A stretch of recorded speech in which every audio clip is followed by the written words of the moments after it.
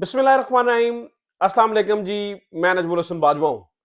नाज़रीन इकराम, कल पूरा दिन मैं आपके सामने हाजिर नहीं हो सका तो खबरें काफी ज्यादा मेरे पास इकट्ठी हो गई हैं। काफी बड़ी बड़ी खबरें। कल बड़ा ही एक हैपनिंग दिन रहा है, लेकिन सबसे अहम और बड़ी खबर यह है कि कल रात को लाहौर हाईकोर्ट से एक फैसला जारी हुआ है, जिसे पाकिस्तान तहरीक इंसाफ के लोग 9 मई के बाद अपने हक में होने वाला सबसे बड़ा फैसला गर्दान रहे हैं, अपनी सबसे बड़ी जीत गर्दान रहे हैं। और लाहौर हाई कोर्ट के इस फैसले ने तहरीक इंसाफ के लोगों को खुशी भी दी है और बहुत ज्यादा जो लोग हैं वो इसके ऊपर तबसरे भी कर रहे हैं। लेकिन नाज़रीन इकराम, ये जो फैसला जिसे तहरीक इंसाफ अपनी जीत कह रही है और बहुत ज्यादा लोग इसके ऊपर खुशी भी मना रहे हैं, ठीक है, लेकिन इसमें न जाने क्यों एक अनदेखी साजिश महसूस हो रही है। एक अनदेखी साजिश की बू आ रही है। यह फैसला क्या हुआ है और किस तरह से जिसके ऊपर सारे मिठाइयां खा रहे हैं, खुशियां मना रहे हैं, इसके अंदर एक अनदेखी, एक अनजानी सी जो है वो गड़बड़ महसूस हो रही है। वो क्या है? नंबर वन, सबसे बड़ी खबर यह है। नंबर टू, नाज़रीन इकराम, मैंने परसों की एक वीडियो के अंदर आपको यह कहा था कि अब यह वक्त आ चुका है कि बहुत बड़े बड़े नाम अब तहरीके इंसाफ के साथ जो है वो जुड़ने जा रहे हैं। तहरीके इंसाफ के टूटने का वक्त खत्म हो चुका। जिस तरह से तहरीके इंसाफ को तोड़ा गया, जिस तरह से हिस्से बखिए किए गए, जिस तरह से प्रेस कॉन्फ्रेंसेस करवाई गई, अब वो टाइम ओवर हो चुका है, लोग उससे निकल चुके हैं। तो अब दोबारा ये वक्त आ चुका है कि बहुत बड़े बड़े नाम जो है वो तहरीक इंसाफ के अंदर शामिल हो रहे हैं। उनमें से दो बड़े वजीर, नवाज शरीफ के दो बड़े वजीर जो हैं वो इमरान खान से या इमरान खान की पार्टी से मिल गए हैं। ये कौन से वजीर हैं, ये कौन से नाम हैं जो तहरीक इंसाफ के अंदर शामिल हो रहे हैं, ये भी मैंने आपके सामने रखना है। तीसरा सबसे बड़ा और अहम मामला नाज़रीन इकराम, इमरान खान का मिलिट्री कोर्ट के अंदर ट्रायल के ऊपर बहुत सारे लोग जो डंके बजा रहे थे, जो है ना वो ये इस बारे में शादियाने बजा रहे थे कि अब इमरान खान का मिलिट्री कोर्ट में ट्रायल होगा, चूंकि वो फैसला मुअत्तल हो चुका सुप्रीम कोर्ट का इंट्रा कोर्ट अपील के अंदर। तो अब इमरान खान का भी जो है ना वो मिलिट्री कोर्ट में जो है ना वो ट्रायल हो सकेगा। उन सब के लिए खबर यह है कि नवाज शरीफ के मिलिट्री कोर्ट की ट्रायल की भी बात हो रही है और कोई आम बंदा नहीं कर रहा, कोई इधर उधर की नहीं हाँक रहा, बल्कि एक इंतहाई ताकतवर शख्सियत इस बारे में बात कर रही है जो कि मुक्तदरा के बहुत करीब है, उनकी सोच को जो है ना वो आगे बढ़ाने का काम करती है। वो शख्सियत बता रही है कि नवाज शरीफ के मिलिट्री कोर्ट ट्रायल के बारे में भी अब सोचा जा रहा है।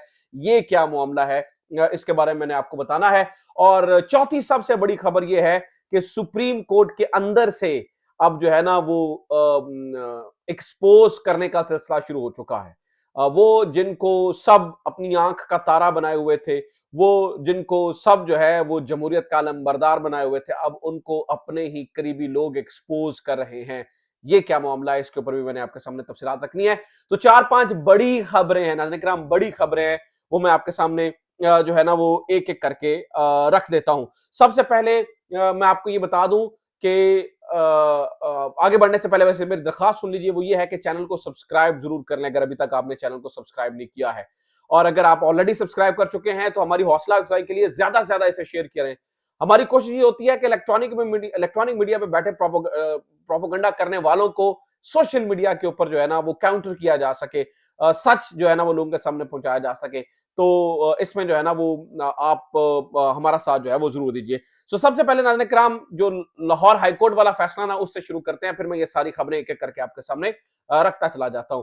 लाहौर हाईकोर्ट वाला फैसला वो ये है कि बैरिस्टर अबू जर सलमान न्याजी, इनकी जानिब से एक पिटिशन दायर की गई थी और उसमें यह कहा गया था कि इलेक्शन कमीशन ने ये जो आरओज के लिए ये जो ब्यूरोक्रेसी से लोग लेने का फैसला किया है, ये इंतहाई गलत है, ये सरासर गलत है और ये नहीं होना चाहिए। पहले आरओज जो है वो जुडिशरी से लिए जाते हैं और जुडिशरी के जो आए हुए आरओज होते हैं उनके ऊपर कदरे ज्यादा एतमाद होता है। अब ये जो अगर आप ब्यूरोक्रेसी से लोग लेंगे तो इनमें से बहुत सारे लोग तो वही हैं जो पहले से जो इससे पहले शहबाज शरीफ साहब की गवर्नमेंट है वो लगा चुकी है। तो फिर वो जो आप फ्री एंड फेयर इलेक्शंस और ये वो सारी कहानी जो है ना वो कहां चली गई। तो आप इसके ऊपर जो है ना वो इसके ऊपर जो है ना वो हमारी अपील को सुनिए। तो हुआ ये नाज़रीन इकराम के लाहौर हाई कोर्ट के सिंगल बेंच यानी कि justice Baqar Ali Najafi single member bench ने इस मामले को जो है ना वो रद्द कर दिया, यानी कि जो उनका नोटिफिकेशन था उसको मुअत्तल कर दिया और मामला जो है ना वो लार्जर बेंच के लिए chief justice Lahore high court को जो है ना वो भेज दिया। अब इस नजर में बज़ाहिर तो ये बहुत बड़ी जीत नजर आती है तहरीक इंसाफ की कि वाकई जो इलेक्शन को हाईजैक करने की कोशिश की गई थी उसको रोक लिया गया है। लेकिन नाज़रीन इकराम एक मिनट गौर करके देखिए, अगर आप इस बात को समझते हैं तो कहीं से भी आरोज हो, आपको लगता है कि तहरीक इंसाफ के लिए कोई फर्क पड़ेगा? मिसाल लेते हैं जुडिशरी से आरोज आ जाएंगे तो इस बात की क्या गारंटी है कि इलेक्शन जो है ना वो फ्री एंड फेयर होने जा रहे हैं? वो तो हमें ऑलरेडी नजर आ रहा है कि वो किस तरह से कंट्रोल करने की कोशिश की जा रही है, किस तरह से चीजें बनाने की कोशिश की जा रही है। और जहां तक जुडिशरी की बात है तो इन्होंने बजाते खुद आरोज देने से मना किया था, आपको याद होना चाहिए। अब न जाने मुझे क्यों, पता नहीं शायद मैं गलत ही सोच रहा हूं, लेकिन न जाने मुझे क्यों ये एक अनजानी सी साजिश महसूस होती है कि जैसे इंतखाबात को डिले करने का ये टैक्टिक है कि अब मामला चला जाएगा कोर्ट के अंदर, वो लटका रहेगा। अब जब मामला लटका रहेगा तो फिर इलेक्शंस जो है ना वो डिले हो जाएंगे, जिसका नुकसान अल्टीमेटली पाकिस्तान तहरीक इंसाफ को होगा।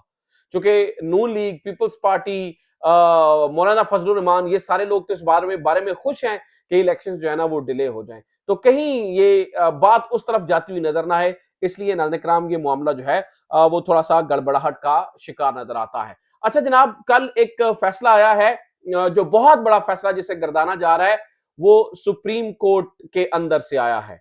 और जो फौजी अदालतों वाला मामला है, उस फौजी अदालतों वाले मामले को जो 5-0 से एक फैसला आया था उसको 5-1 से मुअत्तल कर दिया गया। अब जनाब इसके अंदर चले फैसला तो मुअत्तल हुआ सो मुअत्तल हुआ, जो कोर्ट के अंदर हुआ वो यकीनी तौर पर इंतहाई अफसोसनाक है। जस्टिस तारिक मसूद साहब बड़े सीनियर बंदे हैं, इस वक्त जो है ना वो चीफ जस्टिस के बाद मोस्ट सीनियर जज हैं, लेकिन उनके रिमार्क्स देखकर ऐसे लग रहा था जैसे कोई थड़ेबाज जो है ना वो गुफ्तगू कर रहा हो। माजरत के साथ में अगर मैं सख्त लफ्ज जो है ना वो इस्तेमाल कर रहा हूं, लेकिन मैं आपके सामने रख देता हूं वो किस तरह की गुफ्तगू कर रहे थे। जैसे लतीफ खोसा साहब ये कह रहे थे कि आपको इस बेंच में जो है ना वो नहीं बैठना चाहिए, तो उन्होंने कहा तो ठीक है फिर मैं खड़े होकर समाअत करूं, जाओ नहीं होता बेंच से अलग कर लो जो करना है। फिर बुनियादी हकूक की बात की तो उन्होंने कहा ये पता नहीं बुनियादी हकूक हमें कहां पे लेके जाएंगे। तो क्या ये सुप्रीम कोर्ट के जज को ये किसी भी तरीके से ये शोभा देती है ये बात कि वो इस तरह से गुफ्तगू करे? इसके दो मतलब हो सकते हैं, इस तरह की गुफ्तगू के दो मतलब हो सकते हैं। एक ये कि जज साहब जो हैं वो ये समझते हैं कि यही हक और सच का फैसला है, लिहाजा उन्हें कोई परवाह नहीं है कि कौन क्या सोचे। दूसरा ये कि पब्लिक को तो सब सच नजर आ रहा है, लेकिन जज साहब सोचते हैं तो की फर्क पैदा है, क्या हो जाएगा, पब्लिक के सोचने से क्या होगा। यानी कि वो पर्दे इतने सारे खत्म हो चुके हैं और मामलात इतने नंगे हो चुके हैं कि कोई फर्क नहीं पड़ता है। पब्लिक सोचती है तो सोचती रहे, हमने कोई इसके ऊपर जो है ना वो टेंशन नहीं लेनी है। यानी कि अवाम का जो डर होता था वो डर ही खत्म हो गया। माजरत के साथ हमारी सोसाइटी का आलम जो है ना वो बड़ा ही एक मुख्तलिफ सूरत हाल जो है वो इख्तियार करता चला जा रहा है। खैर ये फैसला जो है वो 5-1 से आपको पता है मुअत्तल हो गया। पहली तो बात है कि सुप्रीम कोर्ट में पहली बार देखा है कि 5 जजेस ने फैसला दिया हो और उस 5 जजेस के फैसले को 5 ही जज जो है ना वो मुअत्तल कर रहे हो। सुप्रीम कोर्ट के अंदर कोई भी जज किसी दूसरे जज से छोटा नहीं होता है, सारे जजेस बराबर होते हैं। यानी कि 5 जजेस ने फैसला दिया, उसको मुअत्तल किया 5 ही जजेस ने। ये बड़े अफसोसनाक सूरत हाल है। मतलब काजी फायजा साहब जिन्होंने ये बेंच बनाया उनके ऊपर है। और काजी फायजा साहब की नाज़रीन किराम यहां पर ये मामला देखे ना, मैं मोस्ट इंपॉर्टेंट खबर आपके सामने रखने जा रहा हूं। जस्टिस एजाजुल हसन ने खत लिखा तो काजी ईसा साहब बड़े तड़पे, उन्होंने कहा है कि तरीकाकार है, ये है वो है।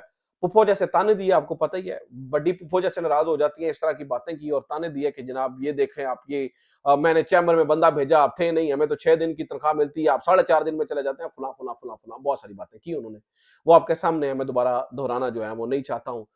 लेकिन आज एक बात समझ आई है, दिल सरफराज साहब ने खबर दी है कि जनाब जस्टिस जमाल मंदुखेल से बेंच में बैठने के बारे में पूछा ही नहीं गया। तो वो जो जस्टिफिकेशन थी और जो कहानियां सुनाई जा रही थी कि जनाब वो फला हो गया और फला हो गया, जस्टिस जमाल मंदुखेल ने बिल्कुल इससे मुख्तलिफ बात कर रही है। जस्टिस अतर मिनल्लाह साहब के बारे में बड़े सवाल आते हैं, लेकिन जस्टिस अतर मिनल्लाह साहब के बारे में अभी तक खबर ये नहीं आई कि उन्हें पूछा गया या नहीं पूछा गया। जस्टिस जमाल मंदुखेल के बारे में तो अब खबरें सामने आना शुरू हो गई ना कि जस्टिस जमाल मंदुखेल से पूछा ही नहीं गया। यानी कि जस्टिस काजी फायज इसा जिन्हें हम जमहूरियत का अलमबरदार समझते थे और जिनके लिए पता नहीं क्या-क्या, जिनके मुखालिफिन भी उनकी इज्जत इस बात से करते थे कि बंदा यार डेमोक्रेसी के लिए खड़ा है। शायद वो सारे लोग जो नाज़रीन किराम आज मायूस हैं क्योंकि बातें खुल्लम खुल्ला हो रही हैं। देखिए ना जिस जज साहब ने इस बेंच को बनाया, यानी कि जस्टिस काज़ी फ़ाइज़ ईसा और फिर जस्टिस तारिक मसूद जो है वो किस तरह से धड़ल्ले से इस तरह के रिमार्क्स देते हैं, जाओ नहीं उठता कर लो जो करना है। जाओ मैं नहीं करता, जाओ मैं बैठा हूं तो मैं खड़ा होकर सुनूं। इस तरह के लहजे में अगर कोई बात करता है तो आपके ख्याल में वो बगैर कंधे के ऊपर हाथ रखे हुए करता है। मतलब मैं ज्यादा खुल के बात नहीं करना चाहता, सुप्रीम कोर्ट का मामला है, इशारों कनायों के अंदर ही बात हो सकती है, इससे ज्यादा मैं बात नहीं कर सकता हूं। लेकिन मैं हैरान हूं कि जस्टिस काजी फायसा साहब जो है ना वो इससे फिर कैसे मुबर्रा हो सकते हैं।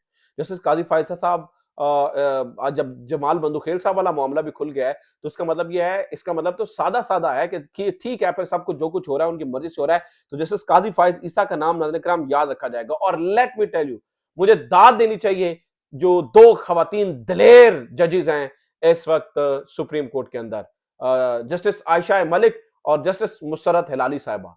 दाद देनी चाहिए, दिलेरी हो जो है ना वो किसी ने सीखनी है तो इन औरतों से सीखे कि मतलब दिलेर होना क्या होता है। मुझे उन इनके दोनों के फैसलों पे, बड़े सारे फैसलों पे इख्तिलाफ हो सकता है। ये आईनी हक है कि मैं उनके फैसलों को क्रिटिसाइज़ करूँ, लेकिन जहाँ पे तारीफ़ बनती है और वो बड़े खुले दिल से करनी चाहिए कि इस मामले के अंदर ये दोनों ख़वातीन जो हैं वो बड़े सादे सारे मर्दों से बहादुर निकली हैं। मान जाइए कि जस्टिस आयशा मलिक और जस्टिस मुसर्रत हिलाली जो हैं, वो बड़े सारे जजेस से बड़े सारे सॉरी मर्दों से जो है वो बहादुर निकली हैं, वो आपके सामने ही है। अच्छा जनाब, एक और इंतहाई अहम तरीन खबर यह है कि इमरान खान पे और जो शाह महमूद कुरैशी हैं उनके ऊपर फर्द जुर्म आयद कर दी गई है। जब ये सारी बात हो रही थी, तो आज इमरान खान बड़े दलेरी से उठ के खड़ा हुआ और इन्होंने कहा जनाब मेरे जराइम के अंदर इजाफा लिखा जाए। मेरे जुर्म के अंदर यह भी लिखे कि मैंने आलमी और जो नेशनल कौमी और आलमी स्टैब्लिशमेंट को बेनकाब किया। ये इमरान खान जो है वो आज अदालत के अंदर खड़े होकर कह रहे हैं। अब देखिए नाज़रीन किराम, इससे बड़ी और बात क्या होगी, इससे बड़ी और क्या बात होगी कि किस तरह से इससे बड़ा आप किसे लीडर मान सकते हैं। और इससे ज्यादा जो है ना वो मुनाफिकत और क्या होगी कि एक तरफ जो है वो हम पुराने 50 साल पहले एक लीडर का छुप के ट्रायल हुआ और फिर उसका कत्ल कर दिया गया, अदालती कत्ल हुआ, आज हम उसको इन्वेस्टिगेट कर रहे हैं। लेकिन आज एक लीडर हमारे सामने, उसका छुप के ट्रायल हो रहा है और साइफर केस में तो अब इन कैमरा ट्रायल की दरखास्त दे दी गई है। उसके ऊपर हम सुम्मुन बुकमुन और उम्युन हैं, हमें कोई इंसाफ के तकाजे जो है वो इसमें पूरे होते हुए नजर नहीं आ रहे हैं। और हम सब जो है ना वो अंधे गूंगे और बहरे बनकर देख रहे हैं इस निजाम को। यानी कि सुप्रीम कोर्ट जो है ना वो सुन सकती है जुल्फिकार अली भुट्टो का केस, उसके पास बड़ा वेला टाइम है। मैं कहता हूं ठीक है, सुनना चाहिए जुल्फिकार अली भुट्टो को, आज मरने के बाद इंसाफ मिलना चाहिए। लेकिन जनाब आपकी मौजूदगी के अंदर इमरान खान जेल के अंदर है, इस मामले को भी देखे, लेकिन इस मामले के ऊपर जो है ना वो कोई नहीं देखेगा। अब कौन कौन पीटीआई के अंदर शामिल हो रहा है ये भी सुन लीजिए। 3 नाम सामने आए हैं, 3 नाम। नाज़रीन किराम वो नाम सुन लीजिए कौन-कौन है। चौधरी निसार अली खान साहब के बारे में दोबारा से चह-मुगोइयां शुरू हो चुकी हैं और इस दफा बहुत ज्यादा लोग इसके बारे में दावा कर रहे हैं। रिसेंटली समर अब्बास साहब जो एंकर पर्सन है, उन्होंने भी इस बात का दावा किया है कि चौधरी निसार अली खान जो है वो गुफ्तशनीद कर रहे हैं। इस तरह की खबरें हमें काफी दिनों से मिल रही थी, लेकिन चौधरी निसार के बारे में इतनी दफा हो चुका ना, वो पार्टी में आ रहे हैं, वो जा रहे हैं, वो आ रहे हैं, वो जा रहे हैं। तो मैं इस मामले को जब मेरे तक खबर पहुंची, इस तरह की चह-मुगोइयां सुनी, तो मैंने इस मामले को आप तक पहुंचाना पहले मुनासिब नहीं समझा। मुझे लगा कि यार ये ऐसे ही है, रोज ही हो रहा है, चौधरी निसार आ रहे हैं, चौधरी निसार आ रहे हैं, और बाद में क्या निकलता है, खेत है सवा, बाद में कुछ नहीं निकलता। लेकिन इस बारे में सुना है कि बातें जरा इस बारे में ऊंची ऊंची होना शुरू हो चुकी हैं। सरदार मेहताब अब्बासी साहब की गुफ्तगू चल रही है, ये बड़ी बात है। ये इस बारे में मैं आपको कंफर्म कर सकता हूं कि सरदार मेहताब अब्बासी साहब की अब गुफ्तगू चल रही है, वो भी तहरीक इंसाफ हो। ये दोनों बड़े बंदे हैं, दोनों बड़े वजीर हैं जो कि तहरीक इंसाफ के अंदर शामिल हो रहे हैं। दावर खान कुंडी जो 2020 में पाकिस्तान तहरीक इंसाफ को छोड़ गए थे, अब पता ये चला है कि वो भी तहरीक इंसाफ के अंदर जो है ना वो शामिल हो रहे हैं और तहरीक इंसाफ के अंदर अपना जो है ना वो किरदार अदा करने के लिए तैयार है। जनाब, इसके अलावा खबर यह है कि एक ऑनलाइन जलसा तहरीक इंसाफ करना जारी है। One of its on kind ये तहरीक इंसाफ की का खासा है कि वो इस तरह की चीजें लेकर आती है, तो वो जो है ना वो होने जा रहा है। अच्छा, 2 छोटी-छोटी खबरें रहनी है, वो जल्दी-जल्दी से सुन लें। एक खबर यह है कि फवाद चौधरी की मुलाकात हुई है नाज़रीन इकराम इमरान खान से अडयाला जेल के अंदर। ये बड़ी मजेदार सी मुलाकात है। आज आपको पता है तौहीन इलेक्शन कमीशन के अंदर फवाद चौधरी साहब को लेके आया गया, तो इमरान खान और फवाद चौधरी एक ही जगह पे मौजूद थे। तो इमरान खान ने फवाद चौधरी को पूछा, और तुम्हें किस चक्कर में पकड़ा हुआ है? हैरानगी से, क्योंकि इमरान खान को पता तो है कि ये इसने तो पार्टी भी छोड़ दी थी और ये सब कुछ ये किया था इसने। तो फवाद चौधरी ने कहा कि देख लें आपके सामने ही है, ठीक है? तो इसके बाद वो हँसना शुरू हो गए। तो इमरान खान जो है ना वो अपनी सीट पे जाके बैठ गए। बताने वाले बताते हैं कि इमरान खान का मूड जो है वो फवाद चौधरी से खुशगवार था, जबकि आपको याद ही होगा कि जब वो असद उमर से मिले थे तो इमरान खान का मूड कुछ जो है वो अच्छा नहीं था। अच्छा, आखिरी खबर सुन लीजिए, वो खबर ये है नाज़रीन इकराम के तहरीक-ए-इंसाफ के कुछ लोगों को बहुत ज़्यादा तंग किया जा रहा है और बड़े-बड़े नामों को इंतखाबी मैदान से आउट करने की अब तैयारी कर ली गई है। बताया ये जा रहा है कि कुछ बड़े रहनुमा जिनको इश्तिहारी डिक्लेयर किया गया है, जिनमें मियां असलम इकबाल हैं, जिनमें हम्माद अजहर हैं, जिनमें एक लंबी फहरिस्त है रहनुमाओं की, जमशेद इकबाल चीमा हैं, मुशर्रफ जमशेद चीमा हैं। इन सब के आईडी कार्ड जो हैं वो ब्लॉक करने के लिए रिक्वेस्ट दे दी गई है। अब आईडी कार्ड्स को ब्लॉक किया जा रहा है और तैयारी यही है कि ये किसी तरीके से भी जो है ना वो इलेक्शन के अंदर हिस्सा ना ले सकें। कल से लेके अब तक खबरें बड़ी-बड़ी थी, तो हाँ, मुझे उम्मीद है ये आपको जो है ना वो पसंद आएँगी। एक खबर रह गई है और वो एंड पे चली गई क्योंकि खबरें बहुत ज़्यादा थी। मिस होने में नवाज़ शरीफ का फौजी ट्रायल जिसका ज़िक्र मैंने शुरू में किया था, इस बारे में भी खबर सुन लें। नाज़रीन किराम, आसमा शिराज़ी के प्रोग्राम में बैठकर फैसल वावड़ा ने बबांगे दोहल इस बात का ऐलान किया है कि इमरान खान का फौजी ट्रायल होगा तो इसके साथ ही साथ बाकी सारों के लिए भी दरवाज़ा खुल रहा है। नवाज शरीफ का फौजी ट्रायल होगा त्यारा साजिश केस में या इसी तरह के किसी और मामले में। जरदारी साहब ईंट से ईंट और इसी तरह के किसी मामले में। मौलाना फजलुर रहमान का भी ट्रायल होगा, जिसका जितना जुर्म होगा उतनी सजा दी जाएगी। ये कौन कह रहा है? ये फैसल वावड़ा, जिन्हें मुख्तदर हलकों के बहुत करीब समझा जाता है। मुख्तदर हलकों ने जब भी कोई फैसला लेना होता है तो वो सरगोशी फैसल वावड़ा के कान में करते हैं और फैसल वावड़ा जो है ना वो उनके इस मामले को टीवी पे बैठकर डिफेंड करते हैं। इस बात का आपको ऑलरेडी इल्म ही है। तो अब ये कहा जा रहा है, तो यानी कि फौजी अदालतों के ट्रायल के लिए दरवाजे जो है ना वो अब तमाम सियासतदानों के खुल चुके हैं। अब अपनी खैर मनाएं। आप में इमरान दुश्मनी में बहुत आगे चले गए, आप अपने असूलों से पीछे हट गए, तो लिहाजा फिर इसी तरह से जो है ना वो आपके साथ होना था और आज नहीं तो कल आपके साथ भी फिर इसी तरह से होता हुआ नजर आएगा। उम्मीद करता हूँ ये वीडियो आपके लिए इन्फॉर्मेटिव रही होगी। अपना ख्याल रखिए। खुदा हाफिज। पाकिस्तान जिंदाबाद।